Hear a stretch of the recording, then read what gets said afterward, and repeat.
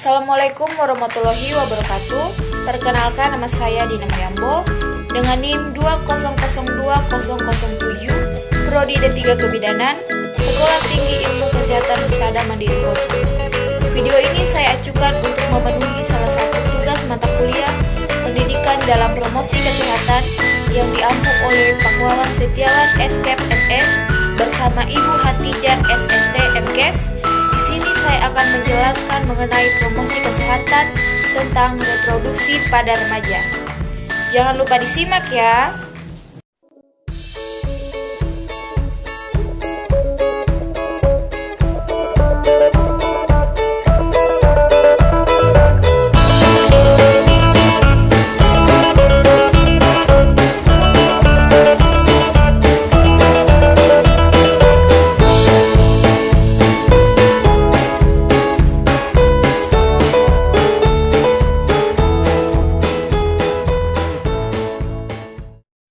Perkenalkan, saya Dina Moyambo yang akan membantu Anda mengetahui tentang kesehatan reproduksi pada remaja.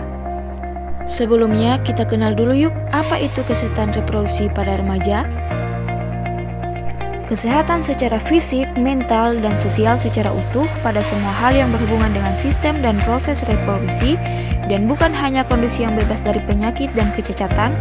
Lantas kenapa sih remaja perlu tahu tentang kesehatan reproduksi? Masa remaja adalah masa peralihan dari masa kanak-kanak menuju dewasa. Menurut WHO, remaja adalah penduduk dalam rentang usia 10-19 tahun. Pada usia remaja terjadi berbagai perubahan baik secara fisik maupun psikologis serta terjadi pematangan fungsi reproduksi yang disebut juga dengan masa pubertas. Ketika remaja mengetahui bagaimana cara bersikap dan berperilaku sehat selama pematangan fisik pada dirinya, remaja akan tumbuh menjadi seorang dewasa yang sehat dan memiliki keturunan sehat dan kehidupan yang berkualitas. Pubertas. Masa pubertas adalah suatu tahap perkembangan di mana seseorang mengalami perubahan fisik dan emosi yang memungkinkan untuk mampu bereproduksi.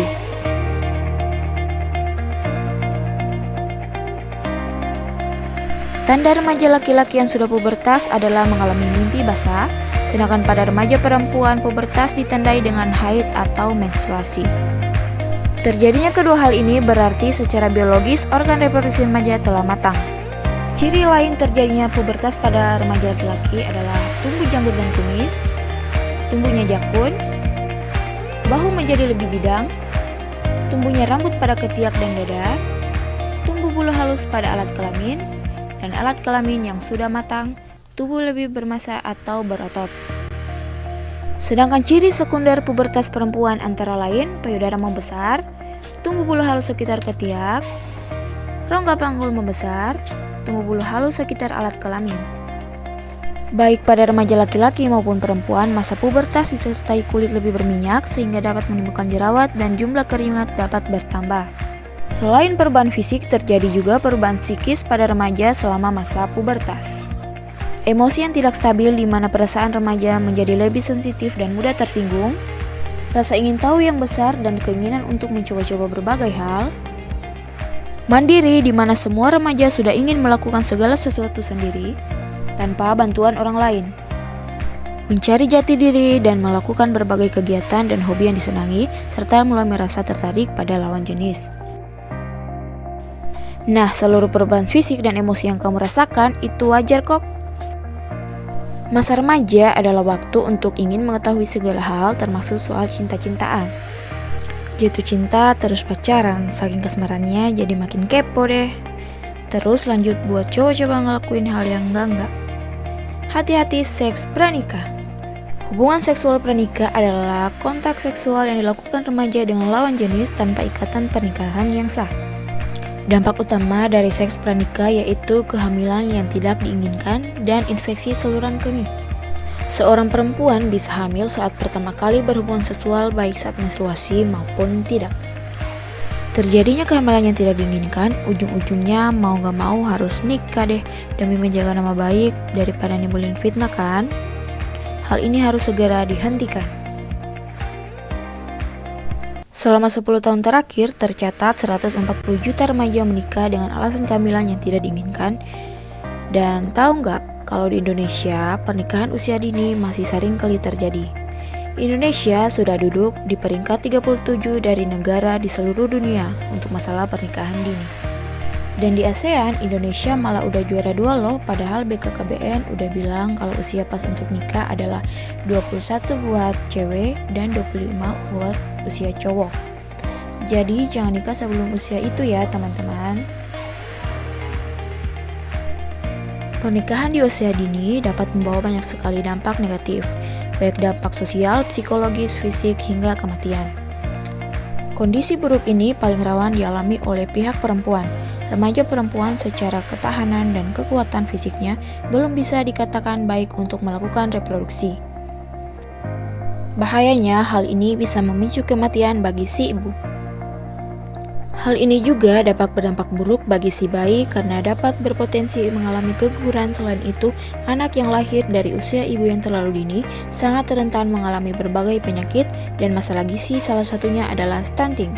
Stunting adalah ketika balita lebih pendek dari standar tinggi badan dan seumurnya. Stunting disebabkan oleh kekurangan gizi dalam waktu yang lama pada 1000 hari pertama kehidupan.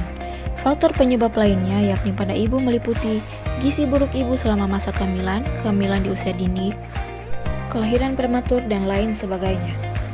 Anak yang menderita stunting akan mengalami perkembangan otak dan fisik yang terhambat. Mereka rentan terhadap penyakit, akibatnya anak stunting cenderung lebih sulit untuk berprestasi. Ketika dewasa, anak stunting rentan mengalami kegemukan sehingga berisiko terkena penyakit jantung, diabetes, dan penyakit tidak menular lainnya. Jika dibiarkan, hal ini dapat mengancam produktivitas dan kualitas hidup generasi penerus bangsa selanjutnya. Oleh karenanya, dalam penyelamatan angka kematian, potensi keguguran penyakit pada alat reproduksi, serta melindungi kualitas hidup kesehatan bangsa, harus kita cegah segera terjadinya pernikahan usia dini dan kehamilan di usia remaja. Apa yang bisa kita lakukan sebagai remaja? Berbekal informasi tentang kesehatan reproduksi, dengan rutin mengikuti program sosialisasi dan penjodohan tentang KKR, tidak tergoda melakukan hubungan seksual, dengan rajin beribadah biar iman kalian menjadi kuat, dekat dengan Tuhan, jadi mikir deh buat melakukannya aneh-aneh, berpikiran maju untuk hal-hal baru, dan berpendirian teguh untuk mewujudkan cita-citamu di masa depan. Dapat mengatur energi remaja untuk menjadi lebih positif, membina persahabatan yang sehat dan saling menghargai, serta memupuk pengenalan pribadi menjadi saling pengertian. Kita remaja adalah harapan bangsa dan pewujud cita Indonesia. Yuk jadi generasi berencana, bukan generasi pembawa bencana. Karena remaja menentukan masa depanmu.